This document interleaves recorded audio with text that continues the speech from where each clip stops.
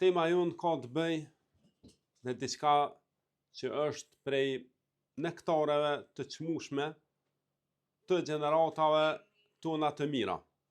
Pse është e çmueshme? Është e çmueshme për dy arsye. Arsyeja e parë është për shkakun që përmend më herët, është nga gjeneratat më të mira të këtij umetit. Nga gjeneratat tabinëve, me njëherë pas sahabëve.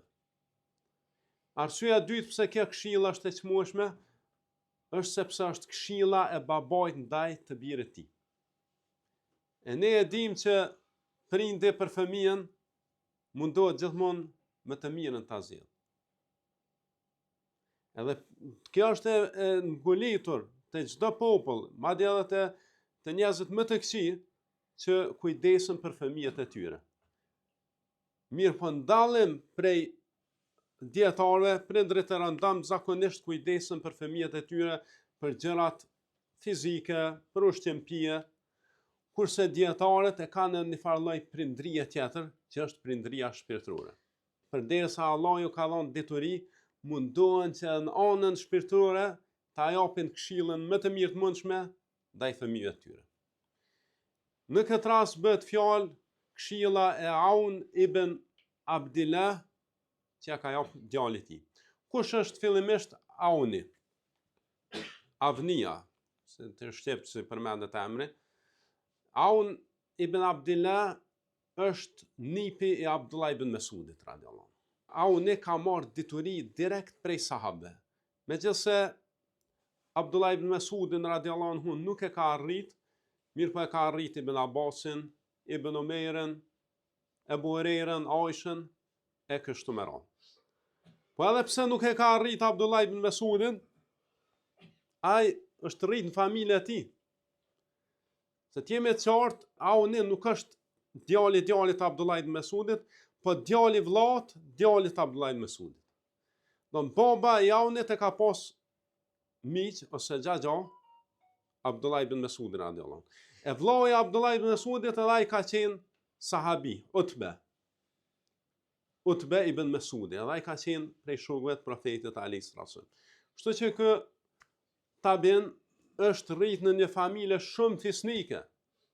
Para mendohem me pas miq të babës Abdullah ibn Mesudin, që është prej dietarëve më të mëdhenj sahabe dhe të umetit. E mu rrit në kësi familje, që ty të vinë qarkullim hadithet dhe diturit profetike. E nuk do mend që këtë do t'ja jep këshillën djalit vet në mënyrën më të mirë. Pa humbur kohë, ne ta lexojmë fillimisht literalisht këshillën që ja ka jap birit tij, pastaj e komentojmë pjesë-pjesë. Kjo është këshilla që ja ka jap djalit tij. Nga Aun ibn Abdullah transmetohet se i tha djalit të tij: O birim, bëhu prej atyre që nëse lavdrohen kanë frikë nga ajo që thuhet për ta. Dhe kërkojnë falje për atë që të tjerët nuk e dinë. Në klapa me katët e fsheta. Të mos mashtroj lëvdata e atij që nuk të njeh. Mos e harro llogarinë e atij që të njeh. Ai thot: Zoti im, don ti duhet të thuash, Zoti im më njeh më mirë se sa unë veten time, dhe unë e njeh veten time më mirë se të tjerët. Të bish me flajt duke përmendur Zotin, dhe zgjahu me brengën për të lavdruar, për të falendëruar Allahun e Madhëshëm. Të bish me flajt i kujdesshëm nga pakujdesia. Dhe zgjahu i gëzuar për mirësinë dhe mëshirën që ke arritur. Mos e bëj asnjë vepër për syefaqe, vështirje, dhe mos lë asgjë mongo nga turpi. Rri vetëm që të përfitojsh shpirtërisht. Izolohu që të përfitojsh shpirtërisht dhe përziu me njerëz që të mësosh për tyre. Mezhliset e përmendjes së Zotit me të varfrit janë më të dashura sesa mezhliset e kota me të pasurit. Mos u bëj o biri im prej atyre që shpresojnë faljen ndërkohë që veprojnë me mëkate. Kanë shpresë për jetë të gjatë dhe bëhen dembela. Dhe u zgjatet afati dhe mashtrohen. Nëse u jepet nuk falendrojnë. Nëse ju mohohet diçka thonë, pse mu caktua mua? Ai ngarkohet me gjëra për të cilat nuk është urdhëruar dhe humbet atë që është më e madhe, detyrat kryesore. I do të mirët, por nuk punon veprat e tyre. I urrejnë keqbërësit, ndërsa vetë është prej tyre. Poezia i vjen e lehtë, kurse përmendja e Zotit i vjen e rëndë. Nëse bën sejdë, e bën shpejt, si sjepimi i zogut. Nëse ulet pa rregull, ose ngrej këmbën si qenë. Nëse kërkon diçka, bëhet i bezdishëm. E nëse i kërkohet diçka, e zvarrit. Nëse flet, betohet. Nëse betohet, e shkel betimin. Nëse këshillohet, vrejntet në fytyrë. Nëse lavdrohet, gëzohet. Shikon me shikimin e ziliqarit dhe shmanget me shmangjen e atij që mban inati. Nëse i flet, të mërzit. Nëse ai të flet ty, të trishton. Nëse i rri larg, të shpif. Nëse bie dakord me të ka zili. Gjuha e tij i amund zemrën e tij, dhe zemra e tij nuk e kontrollon fjalën e tij. Nuk hesh që të shpëtoj dhe nuk flet me atë që di. Kjo është pra këshilla që ja ka dhënë Aun ibn Abdillah, djalit i tij, siç mund ta shihni, është këshill shumë e çmueshme. Tash futemi pjesë në sqarimin dhe shpjegimin e kësaj këshille. Kjo këshill ndahet në dy kategori. Pra Auni, djalit i tij, ja përshkruan rrugën e besimtarëve dhe gjithashtu rrugën e munafikave. Fillimisht e këshillon me rrugën e besimtarëve, cilat janë cilësitë e besimtarëve, pastaj ja tërheq vrejtën e prej të keqes. Se nuk është e saktë që me eduku fëmijën m'ja mësu vetëm të mirën, por duhet m'ja mësu edhe të keqen, që më rujt prej saj. E këtë gjë ka vepruar Aun ibn Abdillah. Fillimisht ja ka mësu të mirën, që me ndjek ata, pastaj e ka paralajmëruar nga e keqja. Bëhu prej atyre që kanë frikë. Kjo ka qenë këshilla e tij fillestare. Domthon kur të lavdrohesh, nuk e ki dëshirë lavdatën. Ne jemi dëshmitar që shumica e njerëzve kanë dëshirë që të lavdrohen. Dhe me ta nuk mundesh me bisedu ndryshe, vetëm nëse i lavdron. Kurse nëse i qarton, ata zemrohen shumë. E Auni po e këshillon me të kundërtën. Po i thot, bëhu nga ata që tremben kur lavdrohen. Friksohen kur lavdrohen. Dhe kërkojnë falje nga ata që njerëz nuk e dinë. Kjo është pikërisht ashtu siç ka ardhur prej Ebu Bekrit radiallahu anhu kur është lavdruar. Ka thonë, o Allah, mos më ndëshkon me ata që po më lavdrojnë tjerë dhe më fal për ata që ata nuk e dinë. Ata të lavdrojnë njerëz, pse të lavdrojnë njerëz? Se njerëzit e shikojnë perdën e Allahut. Allahu ta ka vendosur ty perdën që njerëz mos të shohin gabimet e tua të fshehta, mëkatet tua. E njerëzit kur të shikojnë, e shikojnë perdën e bukur të Allahut madhëshëm. E nuk e dinë çfarë ka pas perdës. Për këtë arsye, ata kanë mendim të mirë për ty.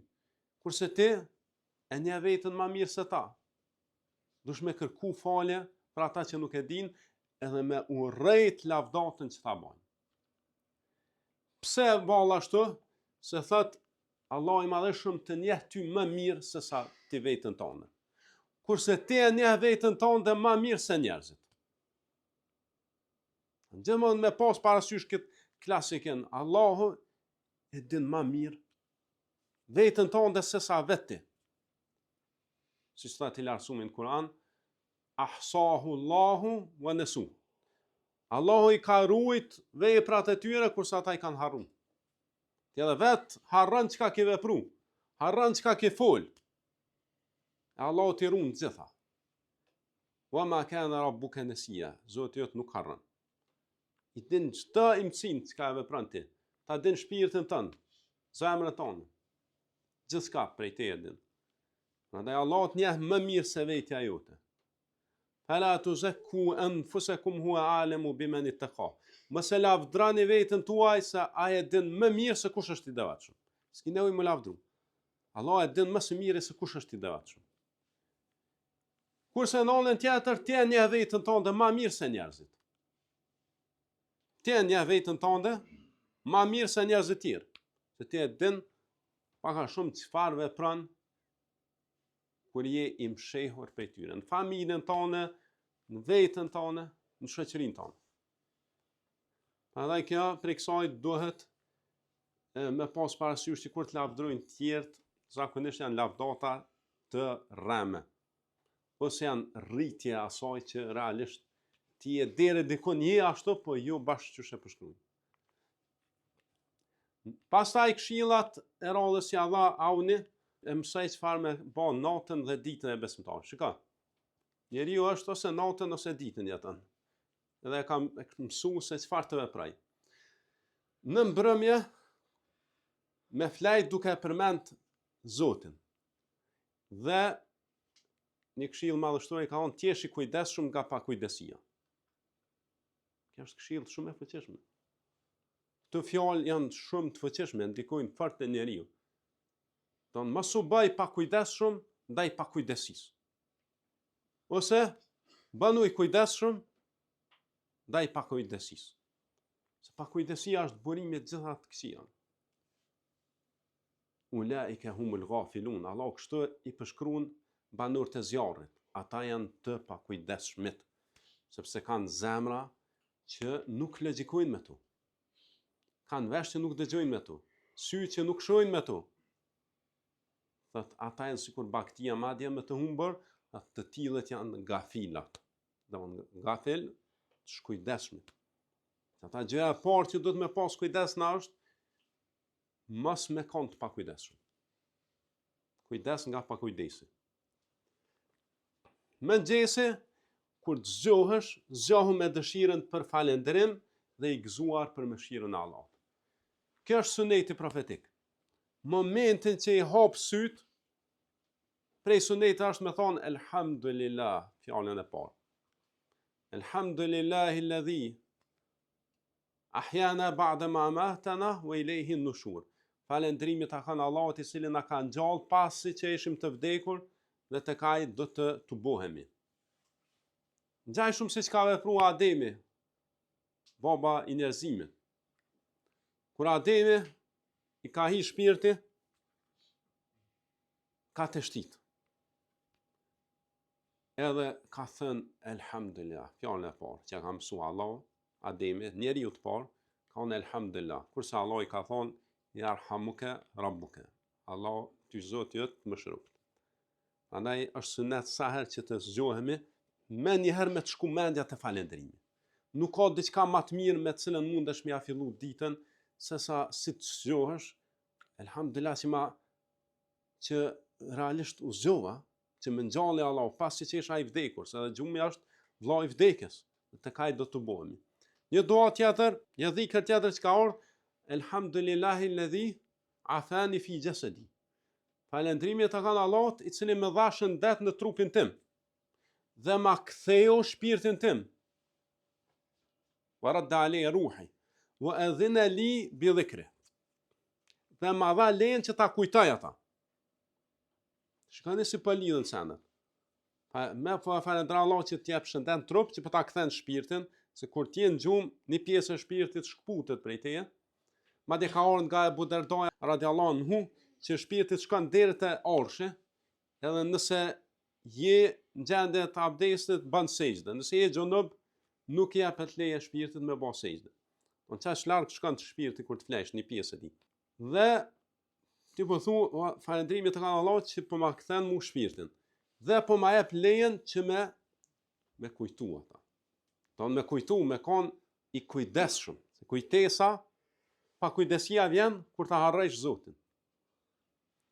Që ajo është që tha ma herët kujdes nga pa kujdesia, do mas me harru Zotin, me kujtu Zotin, me kon gjithmonë për kujtuesi i tij. Dhe i gëzuar për mëshirën e Allahut, do me kon i gëzuar për begatisë që të ka dhënë Allahu, që të ka bë musliman, të ka bë besimtar, i larguar prej mëkateve. Pastaj sinqeriteti në vepër. Subhanallahu, edhe kjo këshill. Shikoni gjenerat e arta gjithmonë kanë pas kujdes me dhonë këtë këshill. Dhe për këtë arsye Allah i ka ngrit ata, se kanë qenë shumë të sinqertë. Kur i tha, kur ti bëjsh veprat, bëj sinqerisht për Allahun e Madhëshëm. Dhe pastaj ja tha një këshill, se kjo transmetohet edhe prej Aliut radhiyallahu anhu, me vërtet këshill madhështore. I thot, mos i bë veprat për syfaqe, as mos i lën nga turpi. Subhanallah. Shumica e raste shejtani e pengon njeriu nga vepra e mirë, ose thot, nëse e vepron, po e vepron për syfaqe, ose nëse e lën nga turpi. Kurse mesi është ai e arti. As mos e bë veprën për syfaqe, as mos e lën nga turpi. Turpi nuk e ka vendin të veprat e mira. Turpi e ka vendin të veprat e këqija. Ti dush me pas turp, mos me bë veprat këqija. Jo, turp mi lan veprat e mira. Aty nuk e ka vendin turpi. Për këtë arsye, këtë transmetim ka ardhur edhe prej Aliut radhiyallahu anhu, mos e bë veprat me syfaqe, as mos i lën nga turpi. E ky është mesi i artë. Pra, cilësitë e lavdruara që e këshilloj këto është vepra me mirësi pa u shfaqur, mbaja sinqeritetin me dinitet. Mos ndala vepra nga turpi, këtë vlera ult, mos i lë veprat e mira nga turpi, edhe evita lavdin dhe shkelcimin. Largoju prej lavdrimit tjera. Se kjo të harron sinqeritetin kur nuk ki dëshirë që me të lavdru tjerë. Mos me pas dëshirë me të lavdru tjerë, kjo të mbron nga syfasia. Se pse njerëzit i bëjnë veprat për syfasi, nga dëshira që tjerët me lavdru. Mos jeta për njerëz. Njerëz çka është mbi dhej, është dhej. Edhe kjo është një urtësi e gjenerata arta. Ka thonë, çka është mbi dhej, është dhej. Njerëz jemi. Sa baballore stërgjysha i kemi pas. Ku janë? Gjithë janë për dhej. Edhe ne do të bëhemi dhej. Pra të arsye nuk ka vlen për njerëz me bë vepra. Nuk ka vlen, as me dash lavdrimin, pse? Nëse dëshiron lavdrim me të lavdru dikush, atëherë vepra vepra që me të lavdru krijuesi vet para me laçe e tij. Kjo është ajo krenaria. Ti bë vepra që Allah me të lavdru ty. Ku ka ma krenari se me të lavdru ty Allah? Çfarë vlere ka lavdata e njerëzve kur Allah nuk të lavdron? Pastaj ja dha edhe një këshill tjetër të artë, izolimi dhe shoqërimi. Me mbajt një mes midis izolimit dhe shoqërimit. Izolimin me bë të dobishëm, edhe shoqërimin e dobishëm.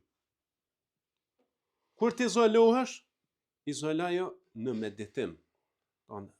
Izolojo në qatë formë, kuptimin largohu prej njerëzve, rri vetëm dhe qatë vetëmi shfrytëzoje në namaznate, në adhurim të Allahut, në meditim. Meditimi janë një vepër shumë madhështore. Ebu Derdaja radhiyallahu anhu thotë, një orë me meditu është më mirë se mu fal gjithë natën. Mund dal pra kur të izolohesh me shfrytëzu në hajër. Meditu, me lexu libra, me fal namaz, lëmosh e gjërat kësaj natyre. Për këtë arsye izolimi me bë për reflektim dhe adhurim. Kurse kur të përzihesh me njerëz, tash nuk po i thot më u izolu me shku me ndonjë bjeshk me jetu vetëm, po i thot kur të përzihesh me njerëz, përzihu që me mësu prej tyre. Se burimi i hajrit është gjithmonë te editoria. Përzihu me njerëz atu ku ka dije. Kurse një vend që nuk ka dije, ik prej atij vendi, mos u përzi me njerëz. Ata dhe Imam Shafiu rahimahullah këshillon, kush nuk e dëshiron diturin, ik prej tij. As mos e bësh shok, as mos të kesh njoftësi me ta. Kur të përzihesh me njerëz, përzihesh me hajër, kur të izolohesh me hajër. Edhe këto dy gjendje i ki kur ta shikosh. Ja ki mu përzi me njerëz, ja ki me qëndru vetëm. Në të dy situatat, bindju Allah të madhëshëm.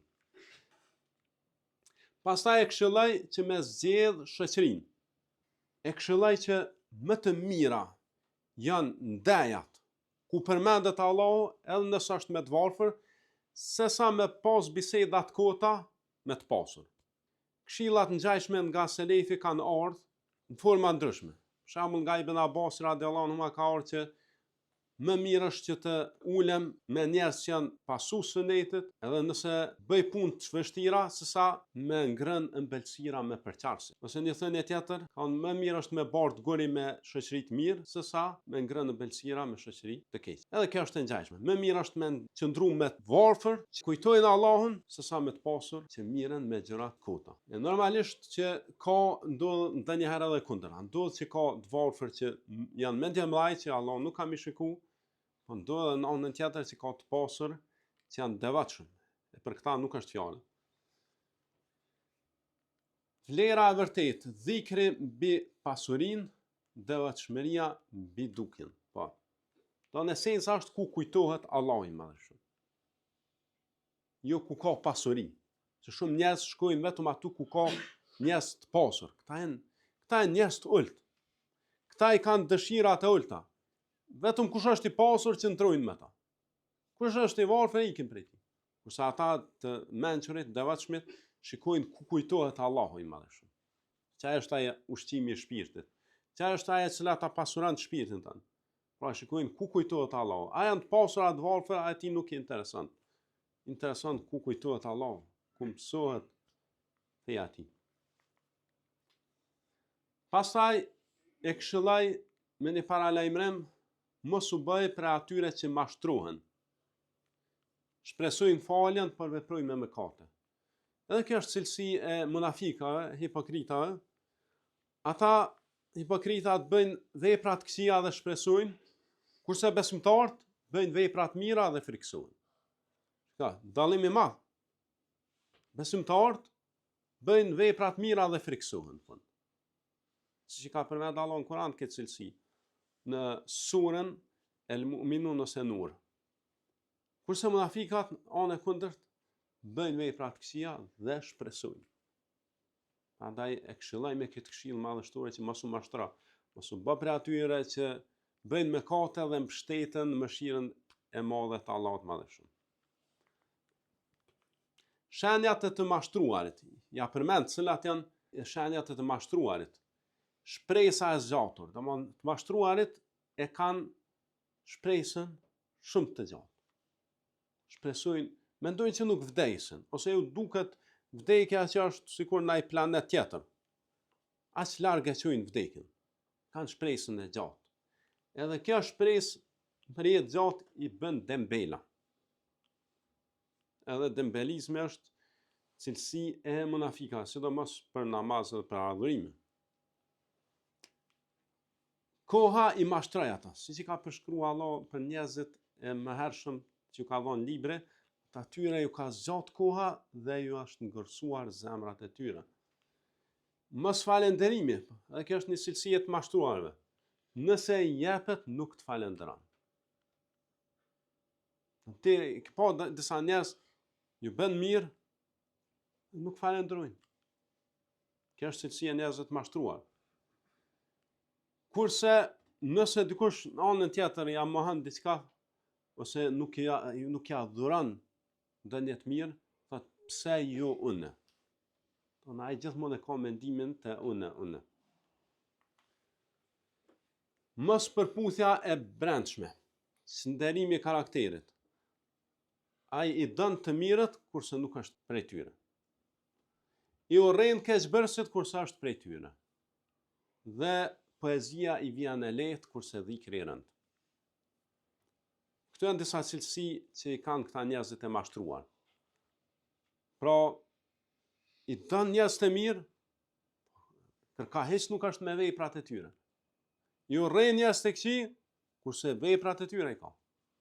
Poezia i vjen e lehtë, përmendja Allahut e vështirë. Me kjo ngjashme është me poezi është edhe madje edhe më e keqe është muzika. Muzika i vjen e lehtë. Ose ilahit i vijnë të lehta. Kurse përmendja Allahut, leximi i Kur'anit, leximi i ligjëratave i vjen shumë e rëndë. Pse se dhikra është me vërtetë e rëndë për shejtanin. E kjo tregon që shejtani ka bë vend zemrën e tij. Për këtë arsye, poezia, ilahia, muzika i vijnë të lehta, kur auni përmendja e Allahut i vjen të vështira. Pakujdesia në adhurim. Pastaj e këshillon të mos me bë sejdën, se auni këtu i përshkruan cilësitë e të mashtruara. Tha cilësia e tyre është që kur të falen, kur ta bëjnë sejdën e bëjnë shpejt. Sikur zogu, që i kap farat. E kap shpejt, trak qëhet. Nuk qëndron gjatë në sejdë me u qetësu edhe me u përqendru në adhurim ndaj Allahut madhësh, me zemër edhe me trup. Po e bën adhurimin shpejt. Edhe kështu i përshkruan profeti alayhis salam munafikat, thotë tilke salatul munafik, thotë ajo është namazi i munafikut. E fal, e pret ikindin derisa të afrohet perëndimi i diellit. Dhe thotë jen kur arban. Isqepën 4 rekate. Kështu i përshkruan. Isqepën 4 rekate. Thonë sikur isqepën i fal shpejt 4 rekate. Nuk e përmend Allahun veç se pak në ta. Sa më shpejt e fal namazin. Edhe kjo është cilësi e hipokrita që nuk e përmendin Allahun vetëm se pak. Pse se që përmend më herët, përmendja Allahut për ta është shumë e vështirë. Dhe qëndrimi pa rregull. Thonë edhe ulën ai nuk e ka në rregull. Edhe në mezhlise nuk ulet çu dohet. Ose ja zgjat komt ndonjë njeriu, ose e zën një hapësirë shumë të madhe në ndaj, më ngushton tjerë vetën e zgjeron dhe nuk ulet në mënyrë të respektueshme. Edhe kjo është cilësia e njerëzve të mashtruar. Pastaj karakteristika tjera që i përmendi, betohet shumë. Edhe kjo është cilësi e këtyre njerëzve.